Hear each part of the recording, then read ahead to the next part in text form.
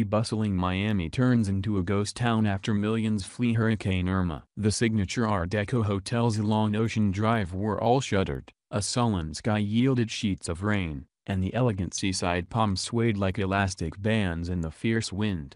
Miami Beach, an iconic destination for generations of merrymakers, was a veritable ghost town Saturday in the aftermath of unprecedented evacuation orders in response to the threat from Hurricane Irma. Although Irma appears likely to veer to the west and not hit Miami head-on, meteorologists say the area still faces potentially deadly, hurricane-force winds and storm surges of 3 to 6 feet. On Saturday, as the storm's effects began to be felt, relatively few ventured onto a wind-whipped and mostly deserted beach, normally filled with weekend revelers in search of sun. The jaunty town known for its vivacity took on a forsaken character. Owners worried about the fate of their properties, many protected only with plywood strips and a few sandbags. "I've never seen anything like it," said Garrick Boyd, 26, who stood on Ocean Drive staring at the desolate tableau. "It's like looking out in the country somewhere, not Miami Beach." He was among the relatively few city residents who chose to disregard an evacuation order and wait out the storm. "My apartment's on the 3rd floor, so that should be higher than any floods, at least I hope so," said Boyd, a hotel worker. "And the windows are reinforced, so I think I'll be okay." And now they say Miami is not getting a direct hit. Most of the city's homeless population appeared to have been among those evacuated to shelters. But at least one homeless man was seen trying to sleep in the doorway of an upscale restaurant as the storm worsened. In advance of Irma's onslaught, officials in Miami-Dade County directed more than 650,000 people to leave their homes in Miami Beach and other vulnerable communities. Most decided to evacuate rather than face the wrath of Irma. "I've been here 60 years. I've never heard of this kind of evacuation,"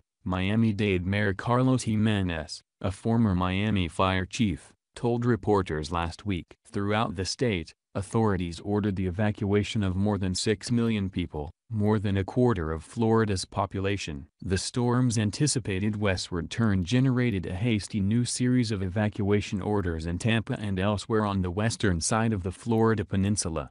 But in Miami, despite the repeated warnings, a few people couldn't resist venturing out in the deteriorating weather. In Miami Beach, a few skateboarders daring fate had pretty much clear sailing along an Ocean Drive largely devoid of traffic. "We could use a little more wind to really get going," said Adam Todd, 43, who was shirtless and doing handstands on his skateboard. "But it feels great." Another shirtless man, a 30-year-old Venezuelan native who goes by the name Funky Modas, rode his skateboard while wearing pink floaties on his biceps and an inflated children's life preserver around his waist.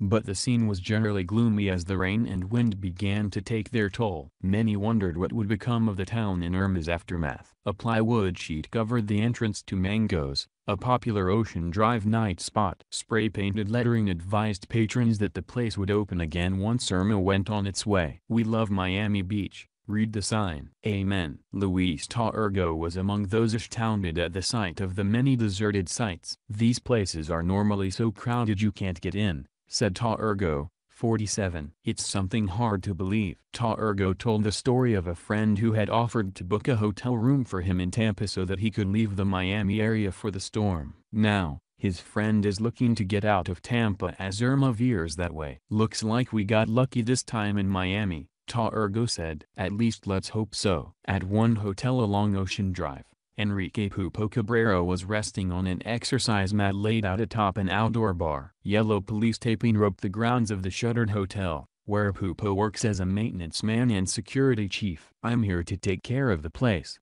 We don't want any trouble during the storm," said Pupo, 63, a muscular man who said he was among the wave of Cuban immigrants who arrived during the so-called Mario boat lift in 1980. His eyes on Saturday were on the news from Cuba, where his wife, 3 children, 9 grandchildren and other relatives were taking shelter in a home on a family farm. Irma has been battering the island before its expected northward lurch toward Florida. But all was not all bleak on Miami Beach as Irma approached. There is also a long-time tradition of people coming to the beach in advance of hurricanes to view the power of nature. "It feels awesome just to see this," said Yvette Toroella, 39, as she and her family stood on the beach, watching the 6-foot breakers with frothy tops. We've got everything ready at home for the hurricane. Food, whatever we need. So we wanted to come here and enjoy the sight. Others ventured into the water. Surfers caught waves. Paragliders took advantage of the winds. Some people waded in until the increasingly strong surf knocked them over. A topless woman hopped on a boogie board in the choppy sea. In a steady rain, Pedro Granja, 47, was walking shirtless along Ocean Drive with a big smile on his face and a towel on his shoulder. He had just come from a refreshing dip in the roiling sea. "It's always a pleasure to be in the ocean," said Granja. "But to go swimming in a hurricane, that is something special." Hurricane Irma is so powerful, it sucked the ocean away from beaches in the Bahamas on Friday. Twitter user @Biznack, one of multiple people to share videos of the strange scene, tweeted, "You all my family in the Bahamas said Irma sucked up all the water. There's literally no water. The beach and ocean are gone." He tweeted a follow-up video that showed how the water had retreated at a beach in Long Island, Bahamas. Angela Fritz, the Washington Post's deputy weather editor, confirmed this phenomenon is real and may occur during extremely powerful hurricanes such as Irma. "The storm is so powerful, it can essentially change the shape of the ocean," Fritz said. "Basically, Hurricane Irma is so strong and its pressure is so low, it's sucking water from its surroundings into the core of the storm," Fritz wrote. "In the center of the storm, where there is extreme low pressure, water is drawn upward. Low pressure is basically a sucking mechanism. It sucks the air into it, and when it's really low, it can change the shape of the surface of the ocean. As the storm draws water toward the center, it gets pulled away from the surroundings." Wayne Neely, a forecaster with the Bahamas Department of Meteorology, warned residents of Long Island and Exuma, where water had also reportedly receded from the beaches, to be careful as the ocean returned back to high levels. "Care must be taken in this case because the water often returns with even greater fury," Neely said in a Facebook post explaining the phenomenon. Irma ripped through the Caribbean Sea and parts of the Atlantic Ocean earlier this week. It is expected to make landfall in Florida early Sunday morning. So far, the storm has killed at least 22 people and displaced thousands more. Below are more images of the ocean disappearing from beaches in the Bahamas as far as the horizon. CNN, time is running out to evacuate and prepare for Hurricane Irma, officials warned Saturday night as violent winds and rains from the Category 3 storm began pounding the southern tip of Florida. Irma's powerful winds and outer rain bands lashed the Florida Keys on Saturday as the massive storm slowly began turning from Cuba's northern coast up into the Florida Strait, the National Hurricane Center said. Winds of 74 miles per hour, hurricane force, reached Key West late Saturday, the National Weather Service said. With maximum sustained winds of 120 miles per hour, Irma is expected to strengthen once it moves away from Cuba, with the possibility of hitting the U.S. mainland as a Category 4. Irma's eye is expected to be across the lower Florida Keys on Sunday morning before driving up the state's west coast in the afternoon, according to the Hurricane Center. Almost the entire state is under hurricane warning with concerns of devastating gales, heavy rain and life-threatening storm surge. At least 36 million people were under hurricane warning Saturday night, the center said. As Irma drew closer to the third most populous state, officials warned the 6.5 million Floridians under mandatory evacuation orders that they were down to their last hours to make a decision. If you have been ordered to evacuate, you need to leave now. This is your last chance to make a good decision, said Florida Gov. Rick Scott at a news briefing Saturday evening. Federal Emergency Management Agency Administrator Brock Long was even more blunt when asked about people who didn't heed evacuation orders in the Keys. If you didn't evacuate the Keys, you're on your own until we can actually get in there and it's safe, he told CNN Saturday. The message has been clear. The Keys are going to be impacted. There is no safe area within the Keys. And you put your life in your own hands by not evacuating. The National Hurricane Center warned that preparations had be complete in southwest Florida in a matter of hours on Saturday evening. Irma has proven catastrophic, killing 24 people this week in the Caribbean and leaving entire islands in ruins. The storm is massive as winds of at least tropical storm force covered 70,000 square miles, larger than Florida's entire land area. Worsening conditions spawned tornado warnings in the Keys and northeastern Broward County, and knocked power for 168,000 residents in South Florida. The major concern among officials was the storm surge, which is like a sustained high tide that can cause devastating flooding, warning that it could reach as high as 15 feet in some areas. A storm surge warning is in place for the Florida Keys, Tampa Bay, and an extensive stretch of coastline wrapping most of the way around the state. At 11 p.m.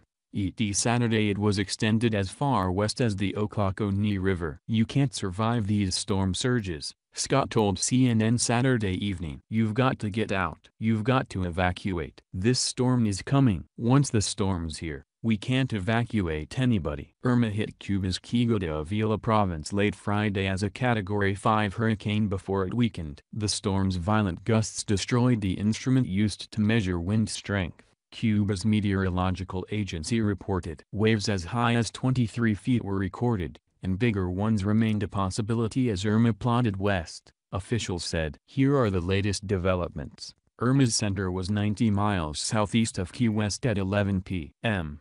ET Saturday and moving northwest at a relatively slow 6 miles per hour. Its forecast track had moved slightly westward, meaning the storm was expected to move up Florida's west coast Sunday. Hurricane warnings were extended north along Florida's west coast as far as Perry, and along the eastern coast to include Fernandina Beach, north of Jacksonville. A storm surge warning wraps around the state, from Brevard County to Tampa Bay. More than 72,000 people have moved into more than 390 shelters across the state, according to a statement from the governor's office Saturday evening.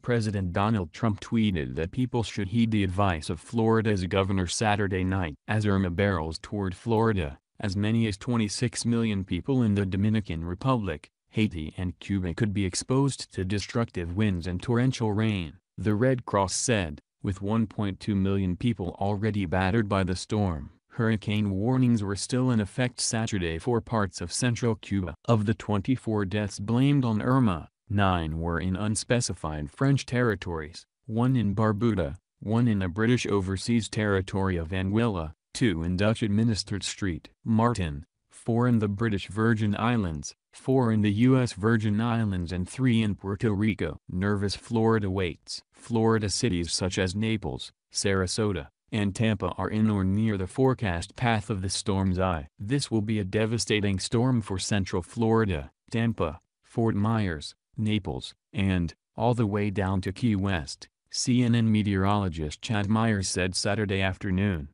Mass evacuations have sent throngs onto jammed highways heading north and created a severe gas shortage in some parts of the state. Florida Power and Light estimated that 3.4 million of its customers could be without power at some point during Irma, which would make it the largest number of outages they have ever had to deal with in history, company spokesman Chris McGraw told CNN Saturday.